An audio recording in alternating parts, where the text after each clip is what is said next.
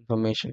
So the audit evidence obtained as a direct return response to the auditor from a third party, a confirming party in a paper form or electronic or other medium. You have a question in the outstanding balance. So what you doing? You are writing an letter. So I am the auditor of this company, statutory auditor.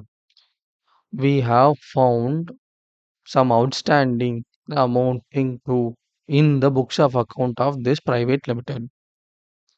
We would request you to confirm the same. That's it. They may say confirm yes or no. If no, reason. That's it. And they confirmed yes, the outstanding balance with this private limited is amounting to this. And we agree with that outstanding amount. You get an external confirmation. Very good. So that becomes the audit evidence, audit working paper, stating that the balance outstanding in the books of account is correct.